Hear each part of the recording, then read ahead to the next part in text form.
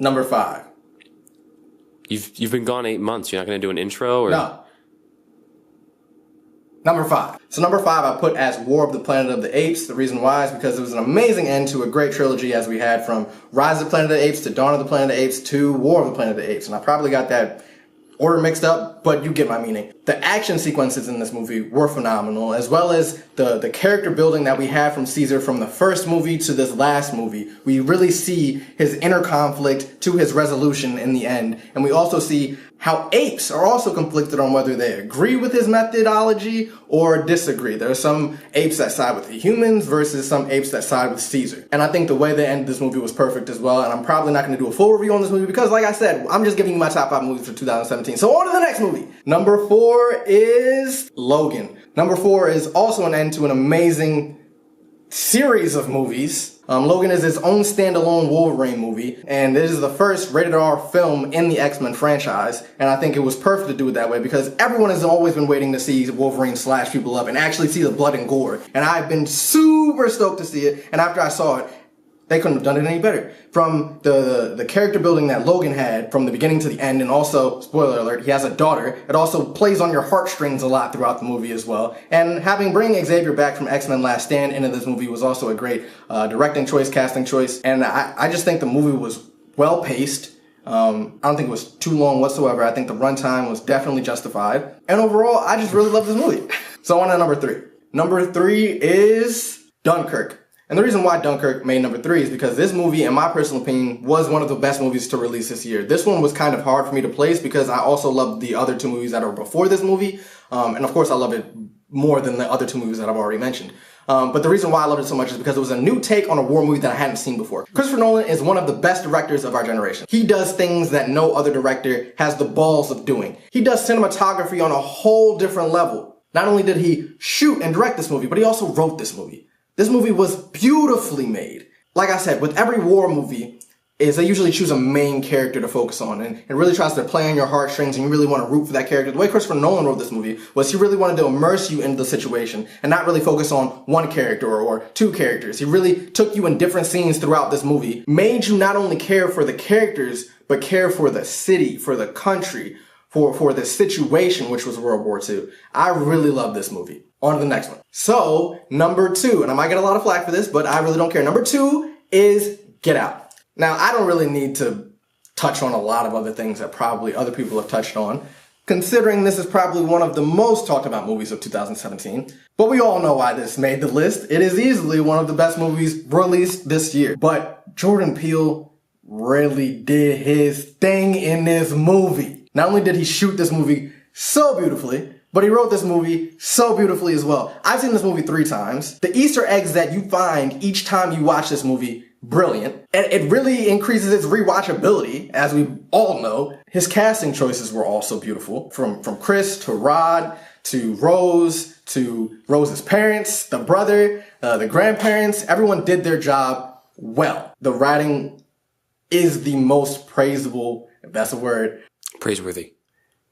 The writing was the most praiseworthy out of this entire movie. From the social aspects to the writing, like I already said, to the acting. And I honestly wish I had a bigger budget. I really would love to see what Jordan Peele does with a bigger budget. But we have until 2018 to see what he does. On to...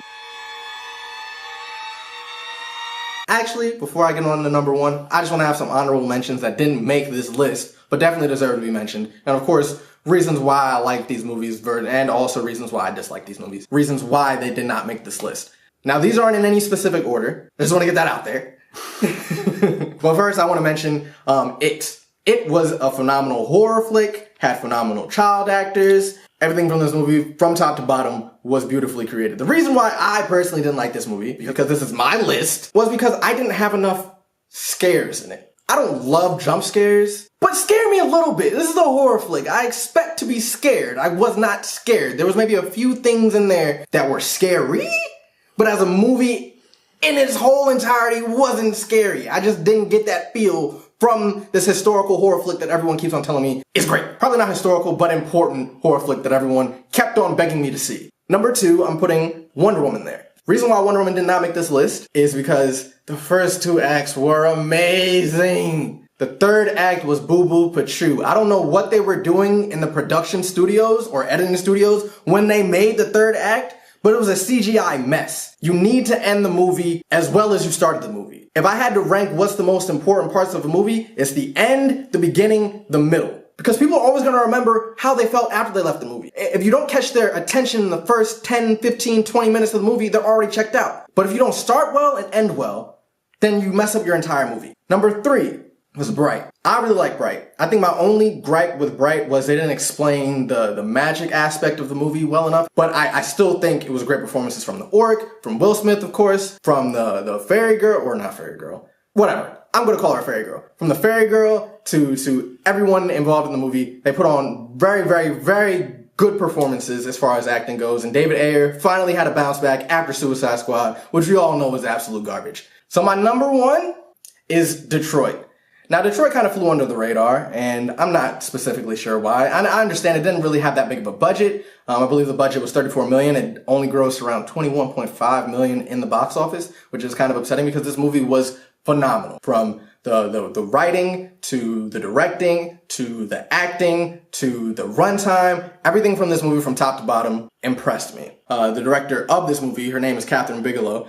She was the director for The Hurt Locker. A lot of directors have their own shooting style. And the way that Kathryn Bigelow does her directing is she kind of does this thing where it immerses you in the situation, where she puts the camera over the shoulder of the actor that she's focusing on, so you kind of have like this first person view. And I really like it because it makes me feel like I'm actually in the situation. It's about these 6 black men that are caught in the middle of these race riots in the late 1960s in Detroit, along with 2 white girls that are trapped in this motel after cops raid the motel and hold them captive for questioning and interrogation, and 3 black men are killed. Not a spoiler, it's a true story. Look it up. I really felt for each and every character in this movie. You could see the conflict in the cop that was doing the interrogation. You could see the conflict in the National Guard that didn't want to be involved in the situation. You could see the conflict in all of the black boys that knew who had the fake gun, which attracted the police to their location. And they were conflicted because they didn't want to give those cops what they wanted.